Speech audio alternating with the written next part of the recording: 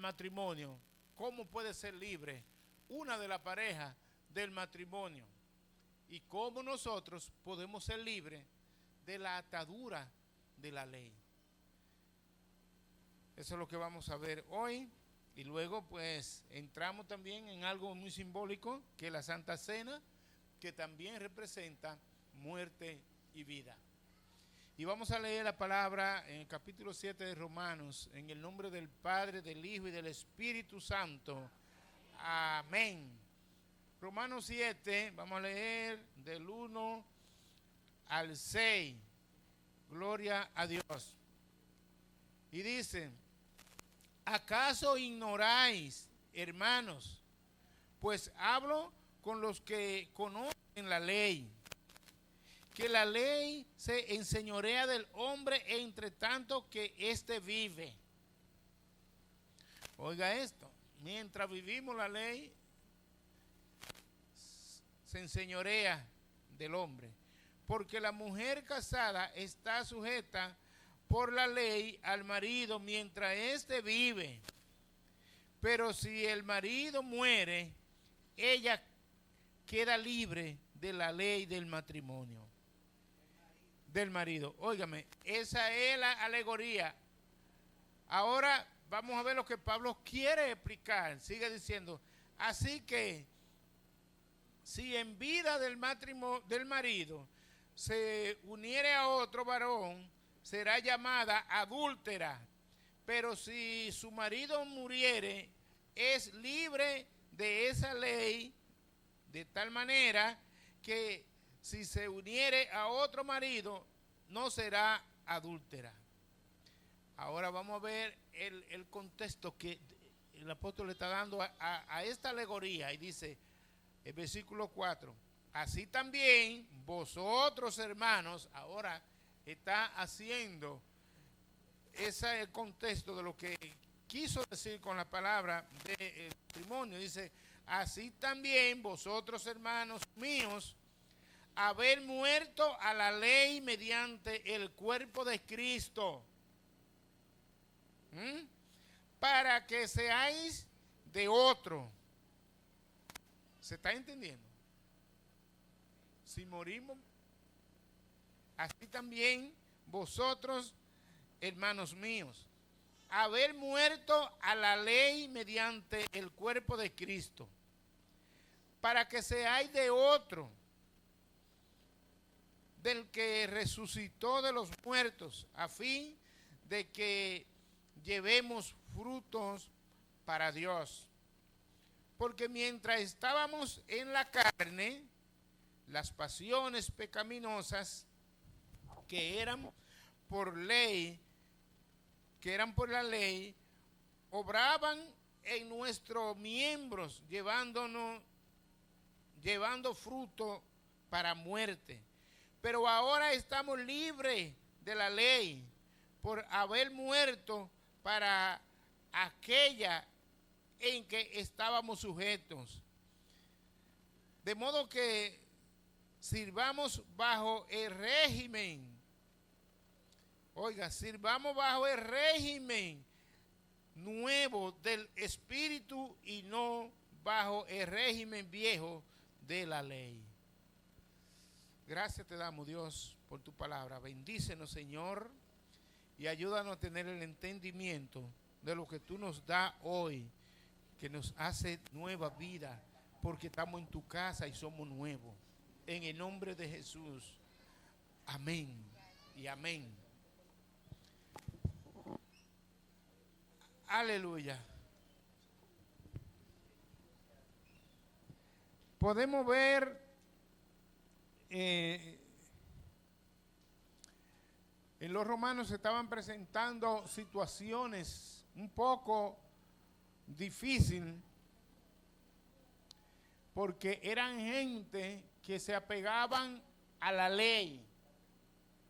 Oiga, y si la ley le decía, agarra a tu hijo y pónselo a moló en los brazos, lo hacían, le sacrificaban el hijo.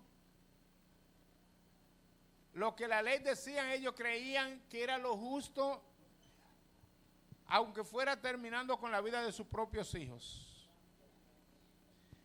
Y ellos eran aferrados totalmente a la ley. Ahora bien,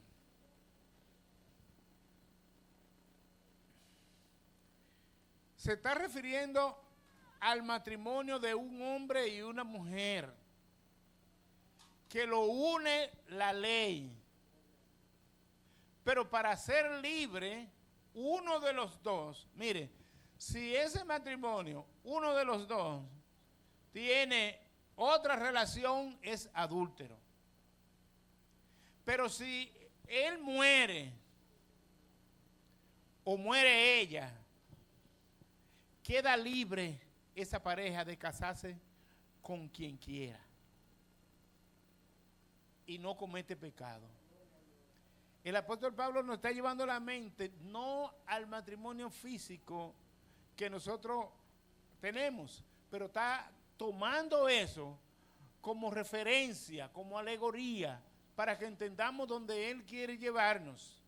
Y entonces nos está diciendo que en Cristo nosotros estábamos casados con la ley, pero en Cristo nosotros hemos muerto. Y cuando uno muere, ya queda libre de la ley.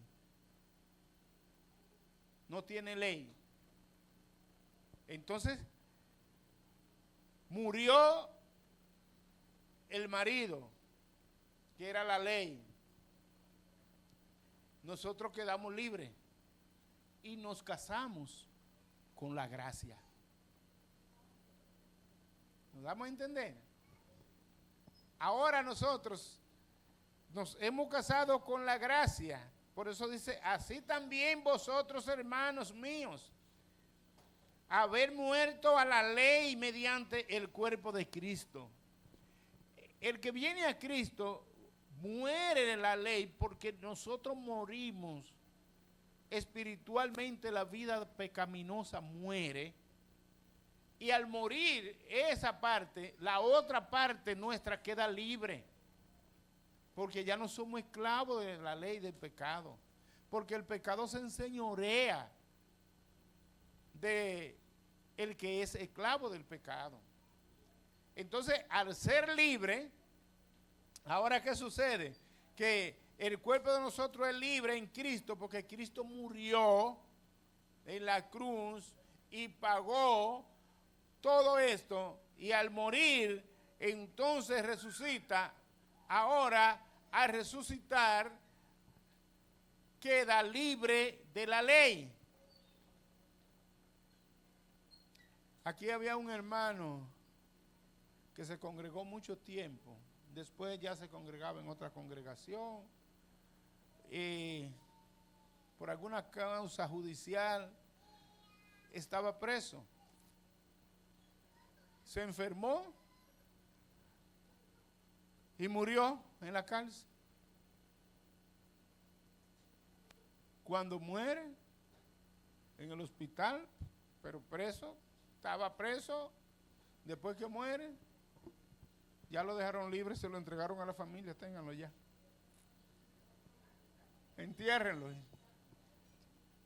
Ya no está preso. Quedó libre de la ley. No está vivo, ¿verdad? En el sentido del hombre, pero en Cristo nosotros hemos nacido de nuevo, porque el que está en Cristo nueva criatura es. Amén. Entonces, dice que en Cristo nosotros ya hemos muerto. Y entonces esa parte pecaminosa en la cruz, Cristo la venció para que seáis de otro. Oiga, es la palabra que dice el versículo 4, póngalo ahí. Para que seamos de otro. Ya somos de otro, porque con quien quiera hemos casado murió. Era la ley. Ahora somos de otro, a fin de que llevemos frutos para Dios. Ya nosotros no somos del mundo. Ya la ley del mundo murió en nosotros, porque nadie puede venir a decirte a ti que tú no eres libre. Nadie puede venir a querer imponerte carga de ley, que usted no es libre, que usted no aquello, que usted no lo otro. Entonces en Cristo nosotros somos libres. Ya cuando dice que pertenecemos ya a otro, que somos de otro, es como la mujer que cuando el marido se murió, ya quedó libre y si quiere se casa y ya se puede casar con otro. Pero se vuelve a estar en la ley mientras vive. Pero esto es llevándonos a Cristo, que Cristo es el otro con que nosotros pertenecemos y que ese otro es libre porque venció aún la muerte, la ley y el pecado. Entonces por eso hablamos de que somos libres de la ley del pecado. No hay una ley que te obligue a pecar, ni nadie puede decirte que usted no es libre, porque Cristo rompió ese yugo de la ley del pecado. Entonces dice en versículo 5 que mientras estábamos en la carne, bueno, ya en la carne todavía éramos la persona vieja, porque ya murió lo que era en la carne en nosotros. En nosotros no reina el poder de la carne, que es la ley. En nosotros reina el poder del Espíritu, que es Cristo. Entonces, dice, porque mientras estábamos en la carne, las pasiones pecaminosas que eran por ley, obraban en nuestro miembro, llevándonos para muerte.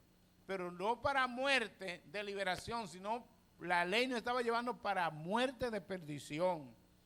Pero ahora, dice el versículo 6, este es el ahora.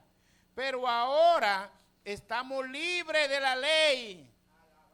Somos libres de la ley. Yo he hablado mucho de eso. La ley era la quinta dispensación. El quinto tiempo de la raza humana en la tierra era la ley. Y esa era dominada por poder político religioso, que eran los fariseos, los saduceos y los esenios.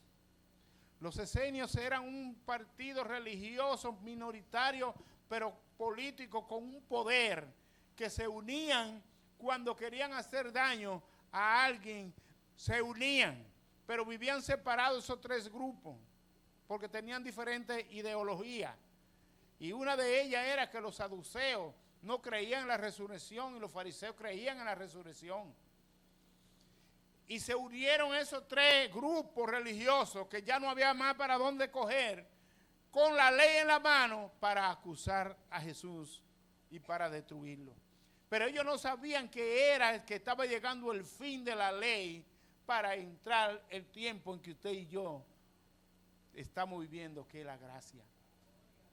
Que la gracia nos hace libre de la ley. Y esos tres partidos políticos religiosos predominantes, que no había quien se atrevía a levantar un dedo contra ellos, porque el matar a uno por guardar su ley, para ellos eso era honra, como usted hacerle un obsequio agradable a alguien. Ellos sentían satisfacción con hacer esos tipos de lo que ellos le llamaban justicia, que era apedrear a una mujer porque era adúltera. Ok, era una mujer perversa, adúltera. Pero ellos, la satisfacción para ellos era apedrearla. Y cuando la estaban apedreando, entonces dijeron, vamos a ver ahora, buscando ocasión para acusar a Jesús, lo que te va a decir. Ya ustedes conocen la historia. Porque no perseguían al hombre, solo a la mujer. Y esa era la ley. ¿Por qué no buscaban el adúltero que estaba adulterando con ella? Solo a ella. Entonces a Jesús lo buscaban para ponerlo en apuro contra la ley.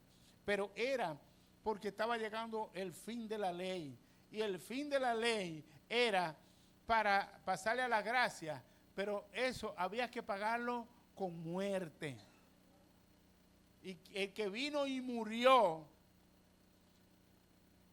es como para dejar libre a nosotros en la gracia, porque murió ese poder que era el marido, que era la ley.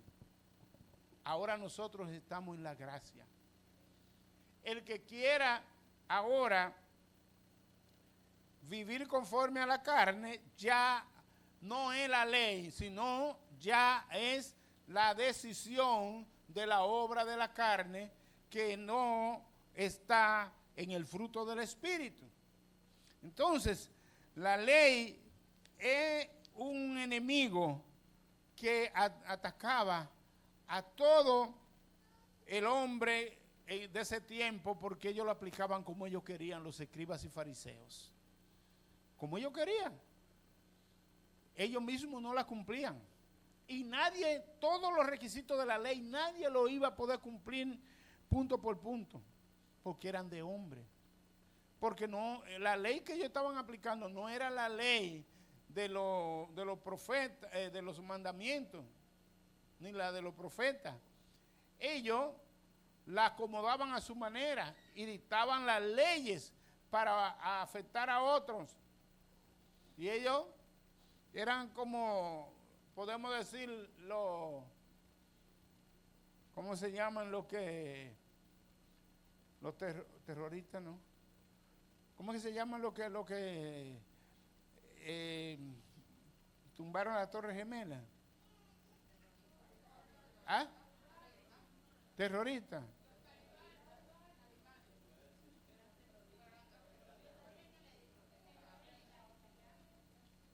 Bueno, no recuerdo que sea esa la palabra. Lo que quiero decir es lo que ellos creen que, aunque sea matándose ellos, van a cumplir con una regla, porque lo que guiaron el avión a la Torre Gemela sabían que se iban a matar. Pero eso para ellos era una honra hacer eso, porque estaban como sirviéndole a Dios con esa actitud.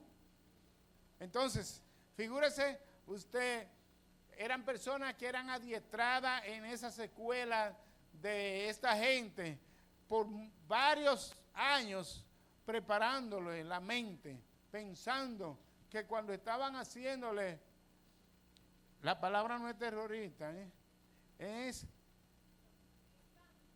no es el nombre de ellos, es la actitud de ellos. El que se pone una bomba para explotar en un lugar.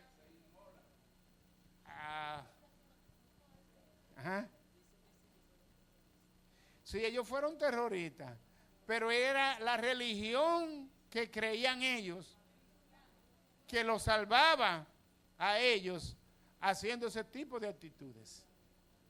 Entonces, la idea está ahí. Muchas gracias por la participación. La idea está ahí, que eran bajo un dominio de la ley. Entonces ya nosotros no estamos bajo ese dominio de la ley, ya nosotros estamos bajo la gracia, porque Cristo murió. Y cuando Cristo muere la ley, y entonces ya quedamos libres de la ley. Y ahora, por eso dije yo ahorita, que nos casamos con la gracia, porque quedamos libres. Y como quedamos libres, ahora, no, para casarnos con quien querramos, con quien nos casamos fue con la gracia. Y esa gracia es la que Cristo nos ha dado. Para Cristo cambiar la ley a la gracia, tuvo que haber muerte. Esa muerte no lo dejó a él en la tumba, porque si no vence la muerte, entonces no tuviéramos la victoria. Pero él venció la muerte, y entonces en él ahora nos casamos con la nueva esposa que es la gracia. Por decirlo en mi propia palabra. Amén.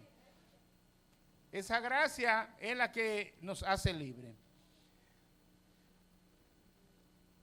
Ya no vivimos para el mundo, vivimos para Cristo.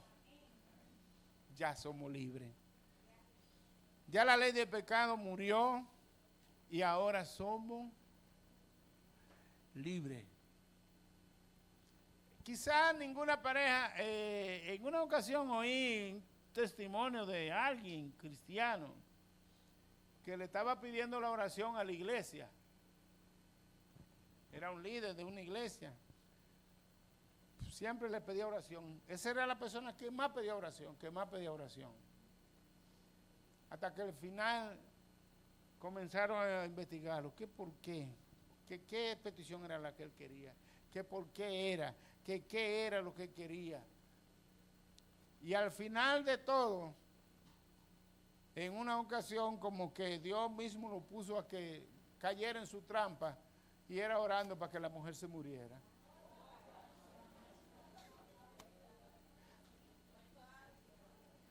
Porque era un cristiano, pero que estaba enamorado de otro y él sabía que si no se moría la mujer no se podía casar con esa otra.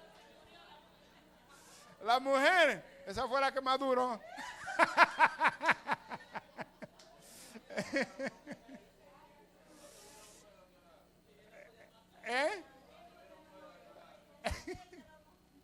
Oraban a favor de él y lo que le daban era vida a la mujer. Entonces, nosotros en Cristo hemos recibido esa vida nueva de que ya el mundo para nosotros murió. Por eso le dijo, el mismo Jesús le dijo a Nicodemo, tiene que nacer de nuevo. Y para nacer de nuevo, se supone que hay que morir. Se supone que hay que morir. Entonces él explicó qué es el nuevo nacimiento, que ya no es de la ley, que es de la gracia. Mire, usted siembra un grano de habichuela, porque aquí termina diciendo el texto que hemos leído, que da fruto. Es para que llevemos fruto en Dios. Usted siembra un grano de habichuela y ese grano comienza a fermentarse en la tierra, pero a los 8 días, a 10 días lo más, si la tierra está húmeda, nace. Pero el proceso de esos días, ¿usted sabe cuál es? Muriendo.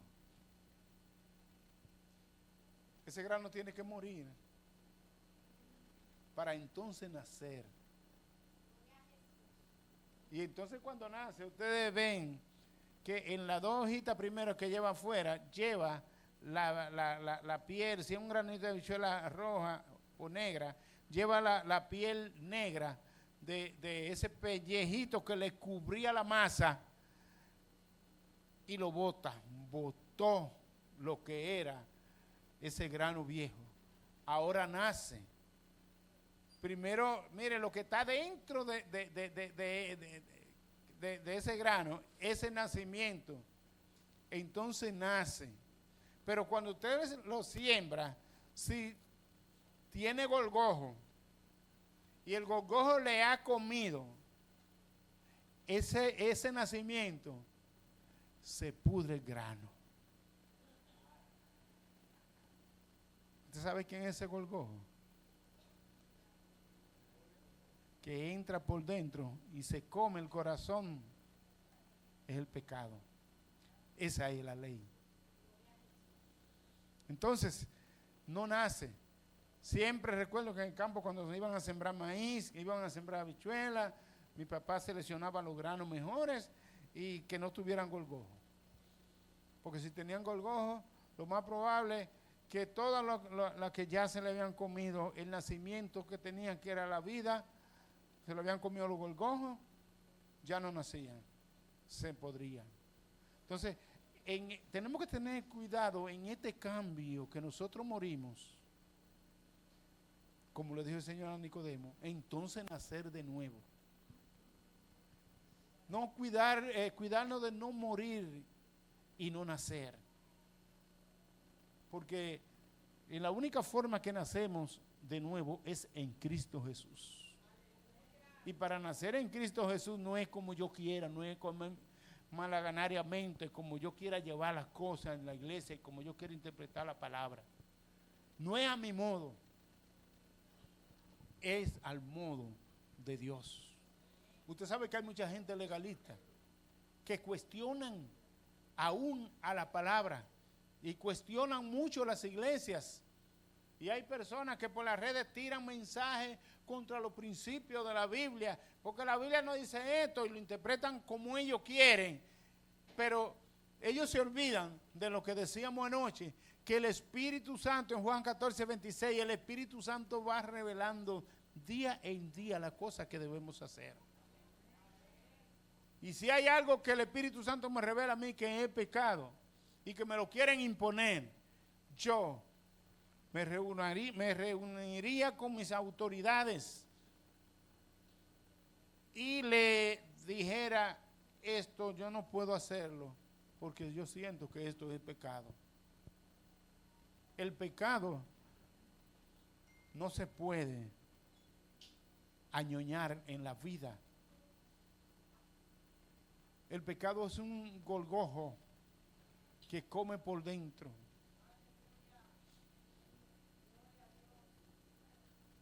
Gloria a Dios. Entonces, ya no estamos en la carne, ya nosotros estamos en el Espíritu, estamos bajo el régimen del Espíritu Santo. Oiga, el régimen del Espíritu Santo. El que se deja guiar bajo el régimen del Espíritu Santo es una persona que a veces han habido personas medio desobedientes y entonces dicen que el Espíritu Santo le dijo y que Dios le dijo y comienzan a hacer otra cosa contraria porque están buscando esa excusa. Pero el que está sometido bajo la palabra y guiado por el Espíritu Santo es una persona en la iglesia que reúne las condiciones de un verdadero cristiano, de una persona que se unifica con su iglesia, que su tiempo de trabajo secular es su tiempo de trabajo, pero que su programa de trabajo espiritual en la iglesia lo hace y cumple con él, porque tiene el Espíritu Santo. Y el Espíritu Santo no nos va a poner carga que no podemos llevar. Porque si Dios sabe que yo trabajo hasta las 7 de la noche, no me va a aceptar un cargo que yo tenga que comenzar a las 5 de la tarde una actividad de la iglesia. No, porque yo no puedo por esto y por esto. No estoy negándome, no es pecado, pero cuando nosotros dejamos de hacer lo que debemos hacer, entonces ya entramos en lo que es la desobediencia. El Espíritu Santo nos guía a toda verdad y nosotros somos libres.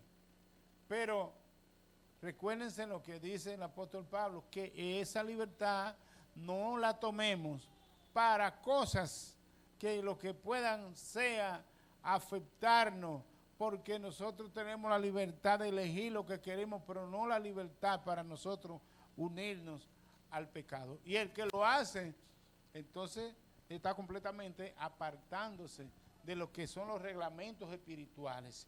Por eso dice en Romanos 8:1, dice que hablando de la vida sin la gracia de Cristo.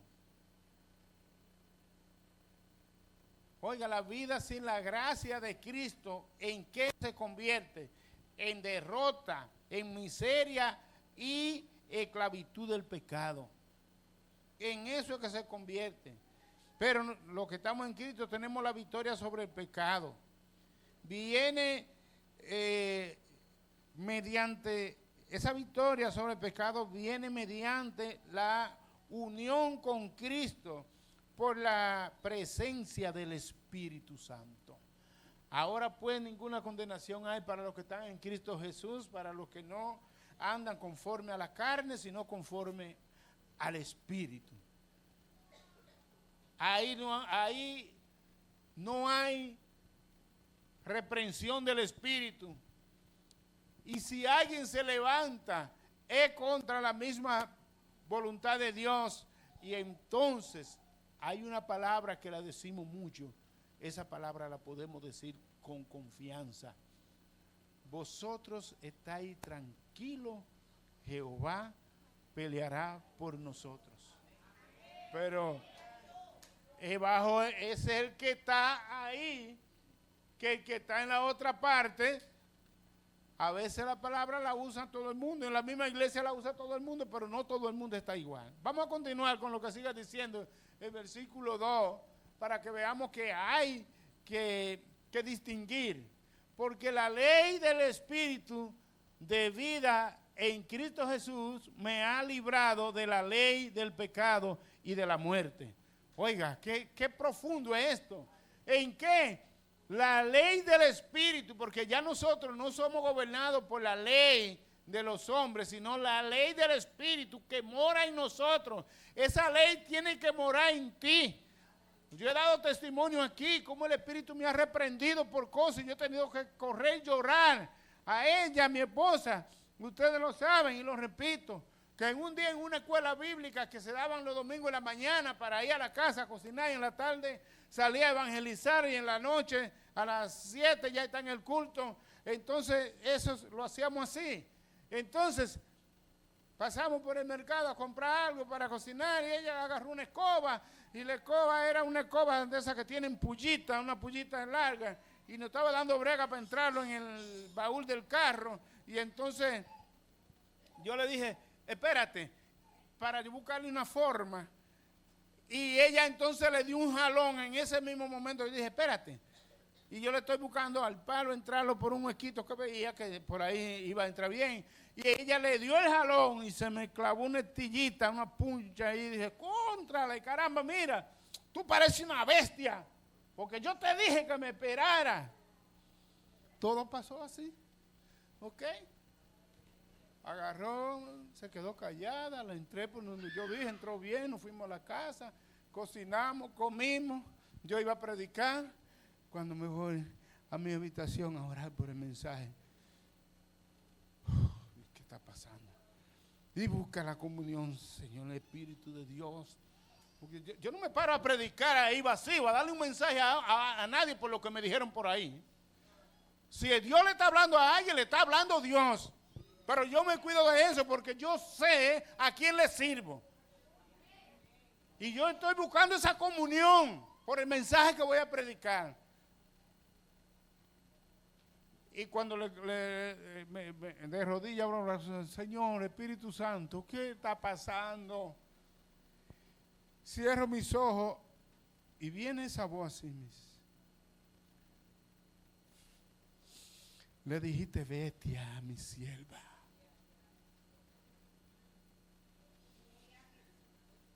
Yo no sé si ustedes cuando estaban chiquitos le dieron pela y gritaron.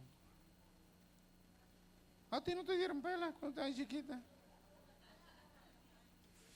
Cuando yo estaba chiquito que yo veía que mi papá iba a hacer así ya, para darme. Yo tiraba el grito, que mi mamá venía corriendo y ya ese me pegaban ese fuerte porque ella estaba en el impulso. Y va a matar a ese muchacho, pero todavía no me había dado. Cuando ya estaban esos gritos, así comencé yo a gritar ahí. Ay, Señor, perdóname, perdóname. Comencé a sentir la culpabilidad de que le dije bestia a su sierva. Cuidemos a esa mujer, esos santos de Dios. Y tuve que bajar, estaba en una segunda, tuve que bajar corriendo. Y llorando, ella estaba todavía fregando los platos, ahí tranquilita. Una muchacha ahí jovencita, bonita, fregando. Una sierva de Dios.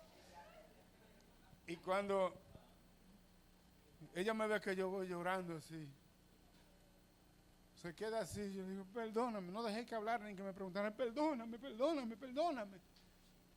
Dice, ¿qué fue que yo te hice? Digo, no, perdóname que yo te dije bestia cuando estábamos en el mercado, que estábamos guardando la escoba.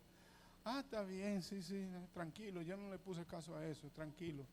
Mire, cuando vuelve y subo, ahí vino lo que yo le dije ahorita. ¿Usted cree que yo le dije eso de ahorita así por decirlo?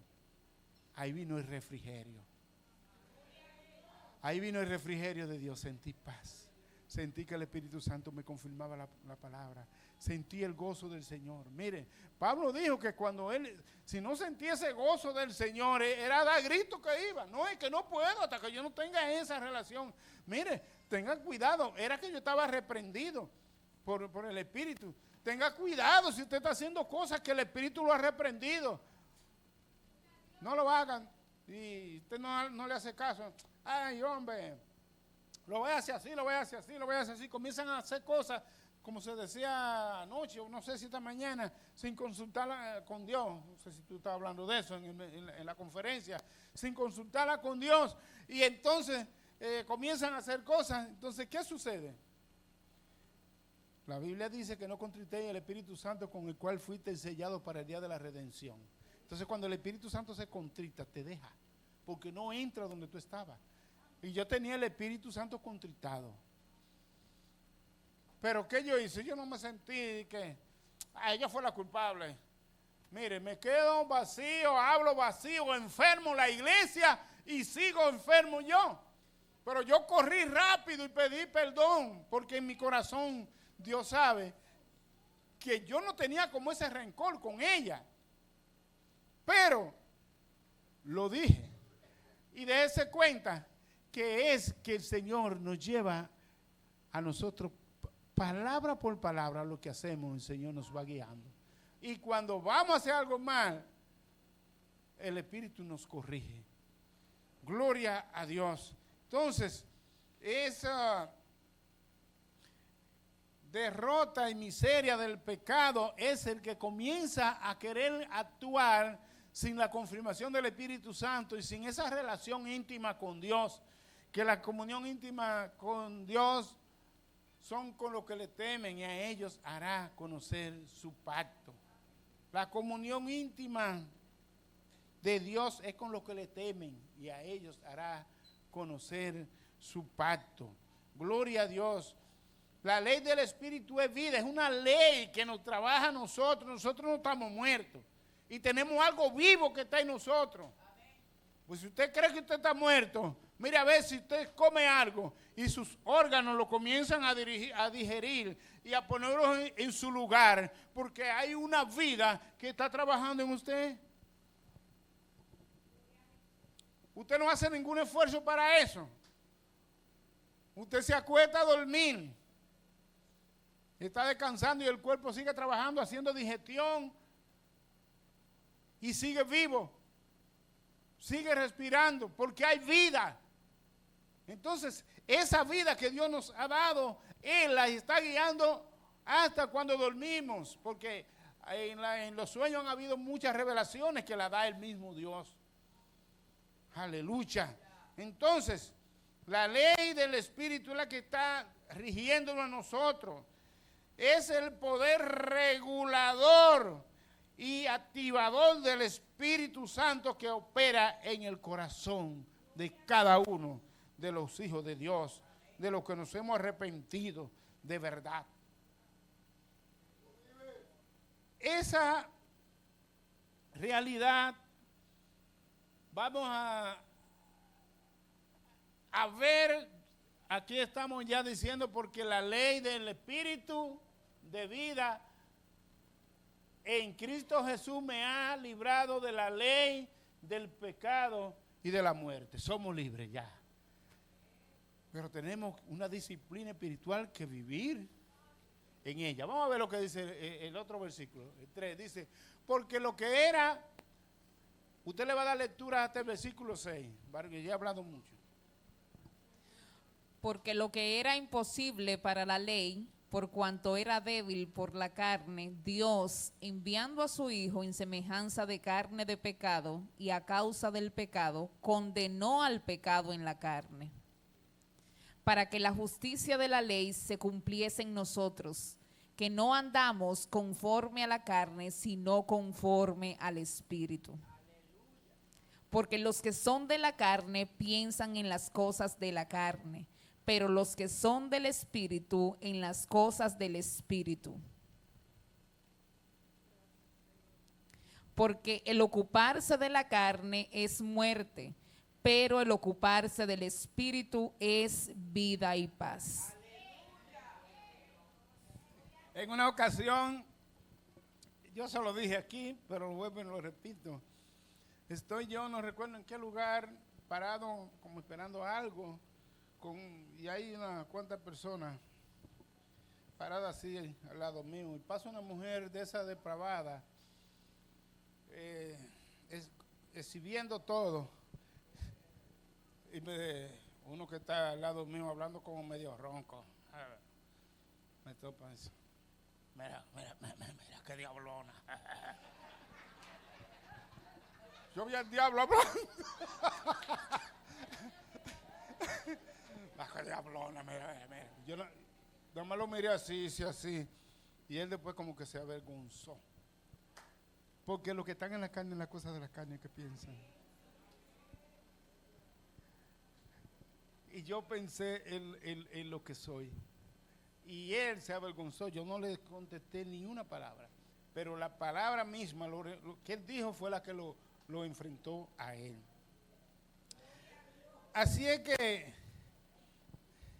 la resurrección de Cristo nos da a nosotros una nueva vida, un nuevo matrimonio. ¿Qué pasa, Madeline? Está apretando ahí a Cristian. Dice que nos da, nos hemos casado con la gracia. Esa es la gracia de Dios en Cristo Jesús. Ya nosotros no somos esclavos. Ya murió, la pareja pecaminosa murió, que era la ley, y nos hemos casado con la gracia. Porque Cristo resucitó y nos dio la gracia como la nueva vida. ¡Amén! ¡Gloria a Dios! Por eso Jesús, en su última cena que tuvo con los discípulos, ¿dónde fue? En el aposento alto. ¿Y qué hizo Jesús? Ahí se vio ya él presentando su cuerpo y se vio exhibir muerte y vida. Por eso la Santa Cena, cuando él está con ellos, presenta su cuerpo, el pan como su cuerpo. Y la gente que no le gusta comer pan, él dice,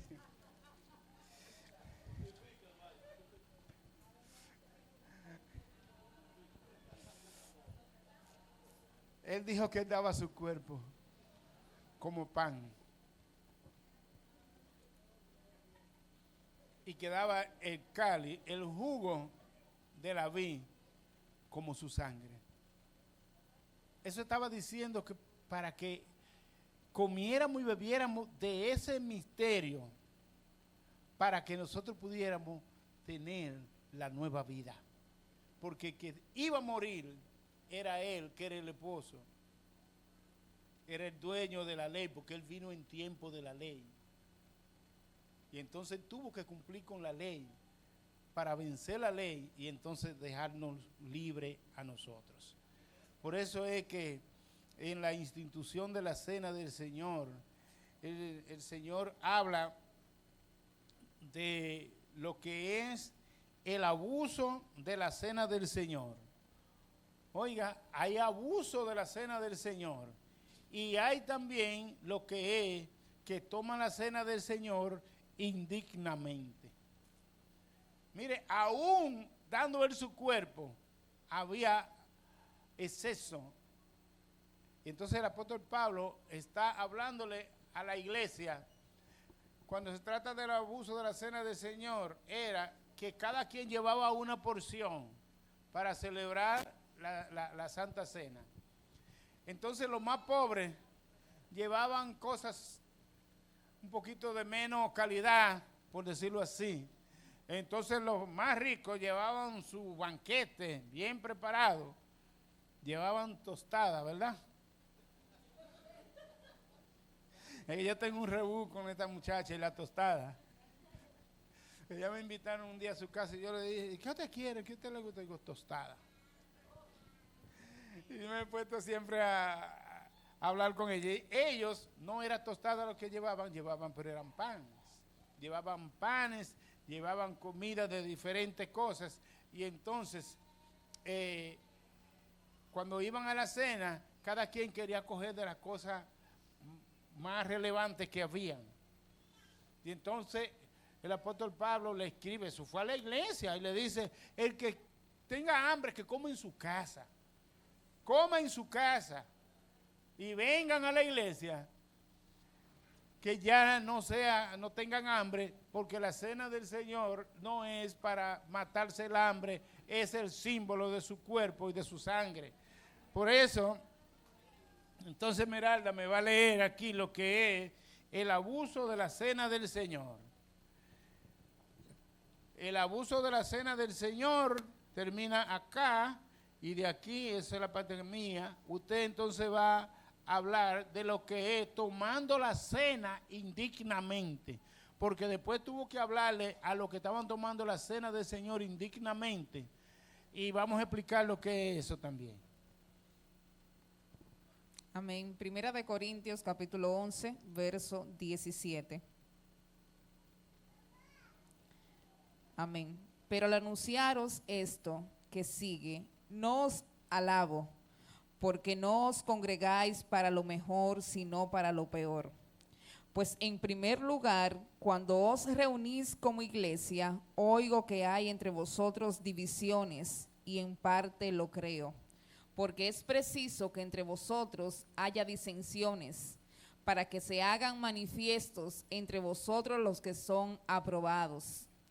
Cuando pues os reunís vosotros, esto no es comer la cena del Señor, porque al comer cada uno se adelanta a tomar su propia cena, y uno tiene hambre y otro se embriaga. Pues ¿qué? ¿No tenéis casas en que comáis y bebáis? ¿O menospreciáis la iglesia de Dios y avergonzáis a los que no tienen nada? ¿Qué os diré? ¿Os alabaré? En esto no os alabo. Tomando la cena indignamente, verso 27. De manera que cualquiera que comiere este pan o bebiere esta copa del Señor indignamente será culpado del cuerpo y de la sangre del Señor. Por tanto, pruébese cada uno a sí mismo y coma así del pan y beba de la copa. Porque el que come y bebe indignamente, sin discernir el cuerpo del Señor, juicio come y bebe para sí.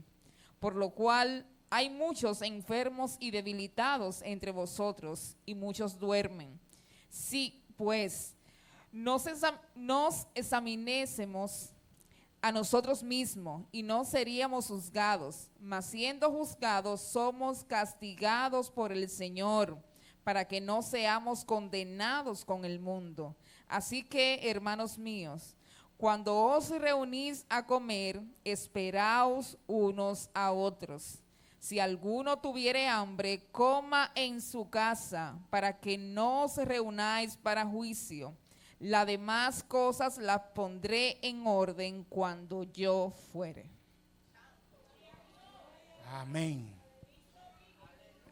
Esto es la palabra de Dios. Ahora nosotros vamos a entrar en ese paso de la Santa Cena. ¿Cuál es tomar la cena del Señor indignamente? Hay normas y reglas que se establecieron, pero la iglesia establece que debe ser persona bautizada y casada o soltero. Una persona